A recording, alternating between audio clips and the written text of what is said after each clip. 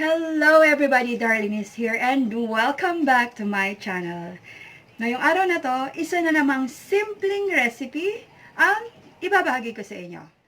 Isa to sa mga paborito kong kainin dahil madaling gawin, mura at higit sa lahat, masustansya.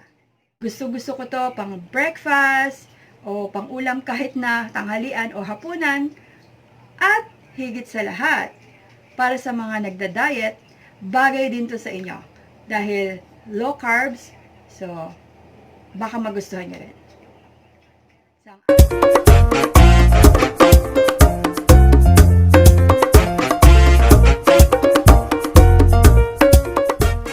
Ating mga ingredients for today: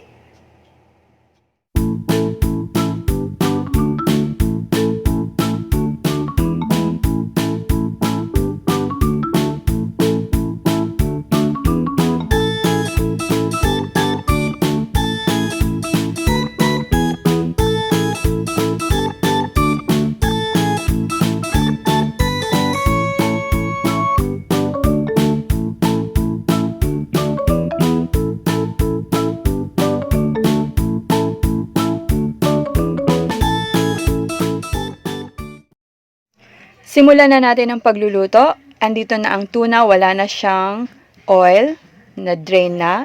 Ilalagay lang natin ang sibuyas.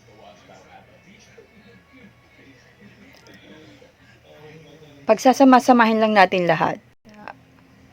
Ang garlic or bawang. Ilagay na natin ang ating salt at ang ating pamintang durog. Ang egg. Isama na rin natin ang all-purpose flour or harina at haluin natin. Haluin nating maigi.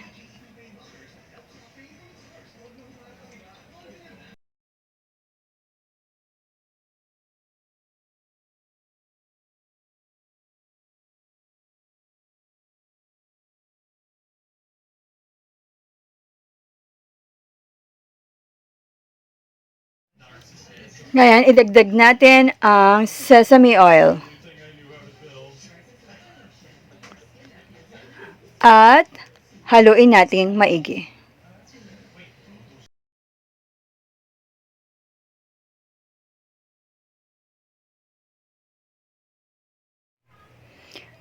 Mainit na ang kawali, lagyan na natin ng konting mantika para maipirito na natin ang ating mixture. Mainit na ang mantika, pwede na nating ilagay yung ating tuna mixture. Makakagawa to ng mga 8 pieces na singlalaki ng mga burger. Pero kung gusto nyo ng mas malalaking omelette or pancake, pwede nyong dagdagan. Pero sa akin, tama na yung gantong mga kalalaki.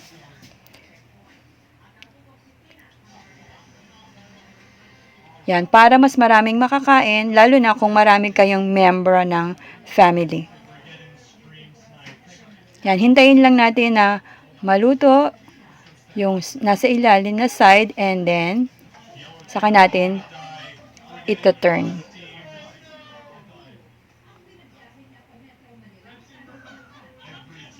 Hintayin natin maging golden brown.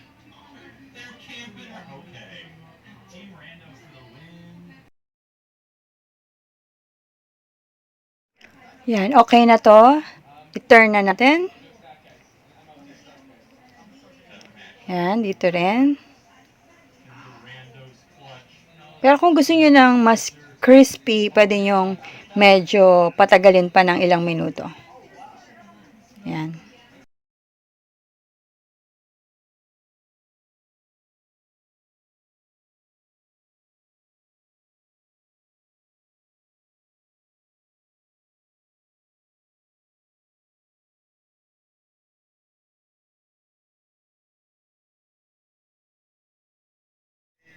Yan. So, another batch na to. Ganun din. Depende sa laki ng gusto nyong gawin. Yan. Hanggang sa maubos nyo itong mixture na to na hinanda natin. Ito na ang last batch ng ating ipiprito. So ngayon, gagawa naman ako ng sauce or dippings para sa tuna pancake or sa tuna omelette. Kailangan ko lang ng 1 tablespoon of soy sauce. I-dilute ko siya sa 2 tablespoon of water. Ayoko kasi ng masyadong maalat. Yan. So, tamang-tama lang yung alat na yan. At dadagdagan ko ng half tablespoon na vinegar. Pwede na yung ganitong sauce, pero since mahilig ako sa chili, lalagyan ko siya ng green chili. Chinap ko lang siya ng maliliit. Yan. So, ready na ang aking sauce. Para sa mga bata, ketchup na lang. Tama na yon. Ang ating tuna pancake or tuna omelette or tuna patty. Kahit na anong itawag nyo. Ayan. Ayan na ang presentation ko ng aking tuna pancake. Meron tayong cucumber and tomato.